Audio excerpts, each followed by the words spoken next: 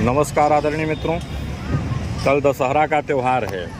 असत्य पर सत्य के जीत के प्रतीक के रूप में इस पर्व को पूरे देश में मनाया जाता है और इसी क्रम में चौपन में भी सबसे ऊंचा लगभग 85 फीट का रावण का पुतला जलाया जाएगा और इस पुतले को बनाने के लिए कारीगर जी जान से जुटे हुए हैं। हालांकि आसपास के कई इलाकों में भी रामलीला का आयोजन किया जाता है और रावण के पुतले भी बनाए जाते हैं, लेकिन चौपन का रावण हमेशा दर्शकों के लिए आकर्षण का केंद्र रहा है।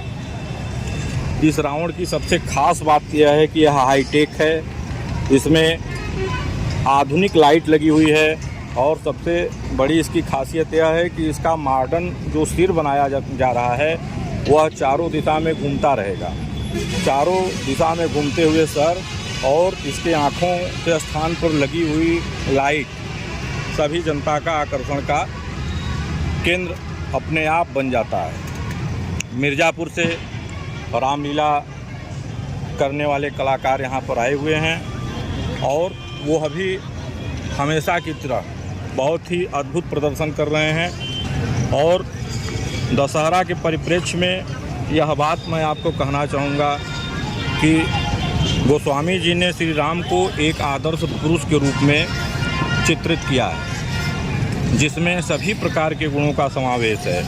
वह करुणा, दया, क्षमा, सत्य, न्याय, सदाचार, साहस, धैर्य और नेतृत्व करने की क्षमता के स्वामी हैं। आप देखिएगा, पढ़िएगा, समझिएगा कि वह एक आदर्श पुत्र भी हैं, आदर्श भाई भी हैं, आदर्श पति भी हैं, राजा भी हैं और एक आदर्श मित्र हैं। और रामलीलाओं में श्री राम के जीवन के विभिन्न पहलुओं को दर्शकों के सामने रखा जाता है, जैसे कि उनका बचपन, शिक्षा, विवाह, वनवास, राज्याभिषेक। और रावण की बात यदि करें तो निश्चित रूप में हम रामचरितमानस और वाल्मीकि रामायण के माध्यम से यह जानते हैं कि वह परमवीर था, विद्वान था, बुद्धिमान था, ज्ञानी था और कर्मठ व्यक्ति था। कारण यह कि लंका सोने की थी, यह सिद्ध करता है कि वह एक अच्छा राजा भी था। उसकी प्रजा सुखी थी, पुष्पक विमान उसकी समृद्धि और वैज्ञानिक उपलब्धियों की सूचक थी। और यदि राजपथ को छोड़कर वह पूर्णकालिक शिव की उपासना करता तो मेरा मानना है कि संभवतः वह अपने दादा पुलस्त और अपने पिता महर्षि विश्वेश्वरवाद से भी बड़ा ऋषि बनता। और उसने शिव तांडव जैसे स्तोत्र की संरचना की है, उसकी अनेक रचनाएं इस देश में मौजूद हैं। लेकिन उसके अंदर जो दोष था वह सारे गुणों पर भारी पड़ गया, क्योंकि उसकी राजपाट, धन की लालसा, ईर्ष्या, अहंकार और स्त्री लोलुपता जैसे दुर्गुणों के कारण उसका सर्वनाश हुआ। रावण इसका उत्तम उदाहरण है। वह ब्राह्मण होते हुए मद्यपान करता था, आसुरी प्रवृत्ति का हो गया था, ऋषियों मुनियों को दंडित करता था, देवताओं को अपने महल में बंदी बनाकर रखता था। और उसके पाप का घड़ा जब भरा तो स्वयं नारायण को 7वें अवतार के रूप में श्री राम का रूप धारण करके पृथ्वी पर आना पड़ा और उसे मार करके धर्म की स्थापना करनी पड़ी। और सबसे बड़ी बात यहाँ यह है कि हम सारे लोगों को यह रामलीला के माध्यम से यह सीखने और समझने की आवश्यकता है।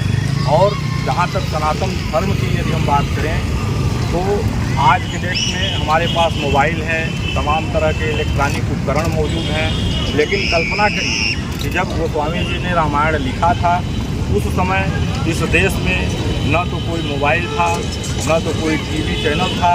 इसके बावजूद भी जिस तरीके से उन्होंने चित्रकूट से लेकर के काशी तक महाभारत, रामायण जैसे ग्रंथ की, रामचरितमानस की उन्होंने रचना की और उसको हर घर में पहुंचा दिया। पूरे हिंदुस्तान में राम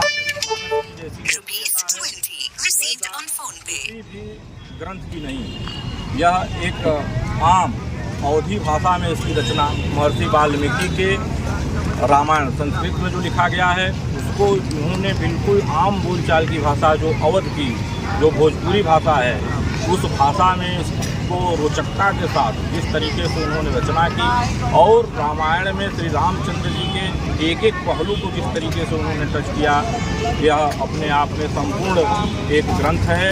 और निश्चित रूप से यदि आप रामायण को पढ़ते हैं तो आपको किसी और ग्रंथ को पढ़ने की आवश्यकता नहीं रह जाती। राम हमारे आदर्श हैं और राम ने यह सिद्ध किया है कि एक राजा को कैसा होना चाहिए, एक भाई को कैसा होना चाहिए, एक पति को कैसा होना चाहिए, और मर्यादा पुरुषोत्तम के रूप में अपने आप को उन्होंने कैसे स्थापित किया, यह हम सभी को सीखने की जरूरत है। एक बार फिर से दशहरा पर्व आप सारे लोगों को बहुत बहुत बधाई। धन्यवाद।